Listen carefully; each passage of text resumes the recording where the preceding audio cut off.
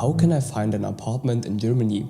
What are good accommodation search websites? And most importantly, how to find an affordable one. So as someone who's living in Germany's most expensive city with the toughest housing market, Munich, I will show you how you can do it. And please watch until the end of the video because I'll give you some insider information on the housing market. So the first thing you need to do is to shortlist accommodation. There are multiple ways to do this, either online or offline. Germany has a lot of different accommodation search websites. Now, if you're renting privately, you have two options. You either rent a room in a shared house, which is called Wohngemeinschaft, WG, or you get an entire apartment for yourself. The question here is obviously the price. WGs are cheaper because you can split the rent, but you also have to share the bathroom and kitchen with other people. In Germany, sharing an apartment is a very common thing, and especially students do this very often. I also live in a shared apartment right now. So to look for apartment listings on the internet, I would start on a website called eBay Kleinanzeigen. In Germany, we use this platform to buy and sell second-hand stuff, and it also has an accommodation section. There are a bunch of listings on there you can filter by city and other criteria. eBay Kleinanzeigen is more of an informal platform. The next websites we can use to find accommodation are ImmoScout24, ImmoWelt and ImmoNet.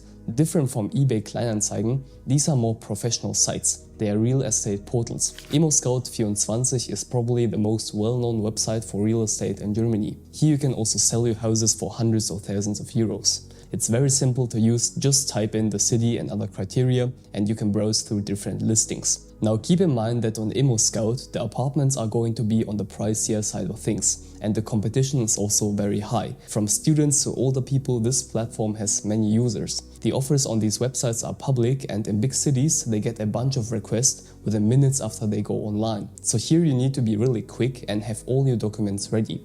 More on that later in the video. Now, as I said before, in Germany it's really common to live in a shared apartment and there is a specific website just for shared housing.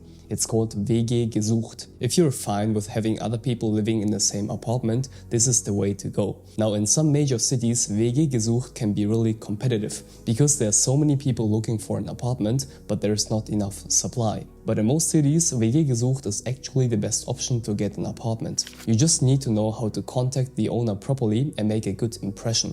Now other kinds of housing websites are Housing Anywhere and Wonderflat. They are ideal for short-term rentals and offer fully furnished apartments. But these offers are going to be quite expensive. I can recommend you consider this option if you're somehow not able to find anything else. Now for all these things, it's very beneficial if you can speak German, since most of the websites and services are going to be in German only. Different from all these websites, a more relaxed way of finding accommodation as a student is through university boards. They are students who finish their degree program and want to move out, and they might be looking for someone who is going to move in after them. In my eyes, student to student is by far the best way to get an apartment. Getting an apartment through your network is the best possible situation. So ask around if your friends or colleagues know someone who is moving out. That's usually how people get into apartments here in Munich. Connections are really important.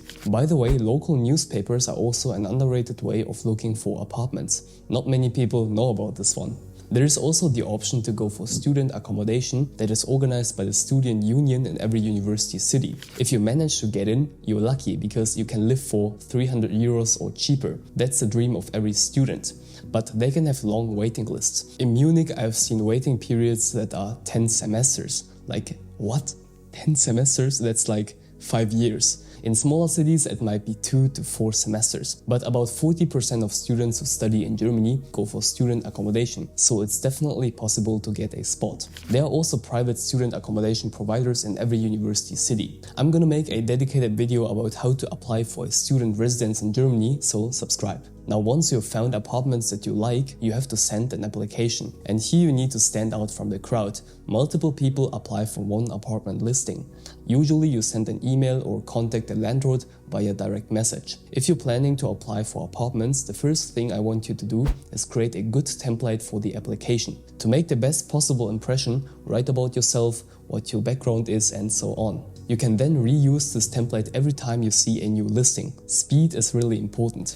If you have high quality photos, you can also attach them. Now, to be even more attractive in your application, you can include documents like proof of university admission and recommendation letters, or your current credit score called Schufa. Germans also like seeing a work contract because this gives out the impression that you're more likely to properly pay the rent every month. Safety is very important for the landlords. If you get lucky, the landlord will contact you and ask if you would like to come over to visit their apartment or do a virtual apartment tour. But take this apartment visit as an interview. You are competing against other people, so be polite and make a good impression. One thing people really underestimate is the number of applications you need to send to get an apartment. It's like applying for a job. You don't just send one application and hope for the best. No, you try to send as many as you can. If you want to have a good affordable apartment, you should start looking for it a couple of months in advance. Not 1 month, more like 3 or 4 months. In the end, it's a numbers game. The more applications you send, the higher the chances that you get one. From the responses, you can then choose the best one and look at the contract.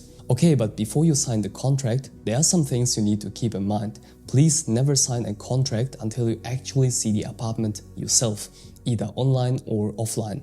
Verify everything and then read the contract carefully. In some cases, there can be very nasty things written in there. You can also let ChatGPT look over it to validate what you read. And also verifying the identity of the owner is really important.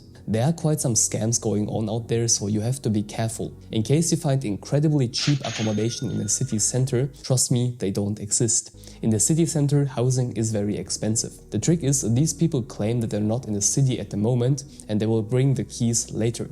Big red flag. If it sounds too good to be true, it probably is. Please always compare the prices with similar apartments in the same area. Again, to be able to read and understand the contracts, it's extremely important to be able to speak proper German.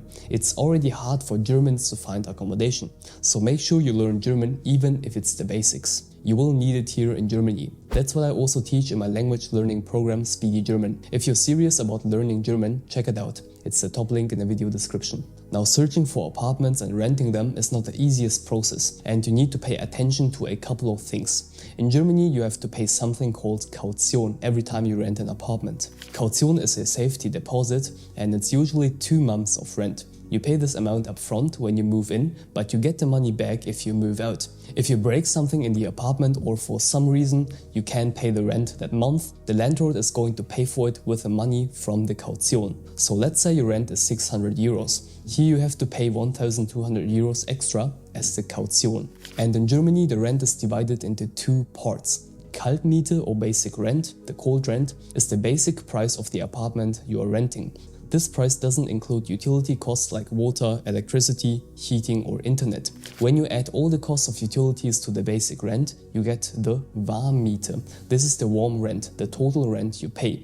If you see a price for an apartment on a website, please figure out if it's the warm or cold rent. A lot of the time these listings have the cold rent written in big. The warm rent might be 10 to 20% more of that. And for your information, just so that you don't get surprised in Germany, there is a contribution called the Rundfunkgebühr, a radio tax. Every household in Germany has to pay for this. It doesn't matter whether you own a TV or radio or not. This is so that the media can stay independent from advertisers and the government.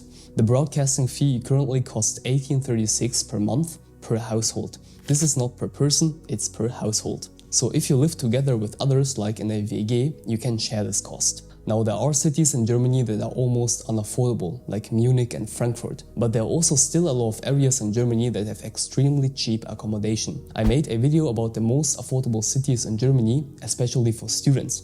Check it out if you want. Now, in case you don't find any apartments here, a short-term solution would be to get an Airbnb. Not for long, of course, otherwise this will get too expensive, but you at least have somewhere to sleep. From there you can continue your accommodation search. But especially in smaller German cities, finding a place to live is not that hard. And as a student, if you are in real trouble, you can contact the Studentenwerk, the student union in your city, and they might be able to help you out. In every university city, there is a student association that takes care of students and they can help you find a place to live, or at least give you valuable tips or introduce you to a flat-sharing community. Now there is one more important thing that you need to do when you find an apartment to live in. Before you move in, you need to ask the landlord or rental service if they can give you a special document called a Wohnungsgeberbestätigung. You need this document to do the city registration in Germany. Everybody has to do it when they move somewhere new. And this registration is important before you can do things like open a bank account, get a tax ID and get your residence permit. Check out Speedy German and other useful resources in the video description, subscribe and join our huge Discord community. Love you and stay focused.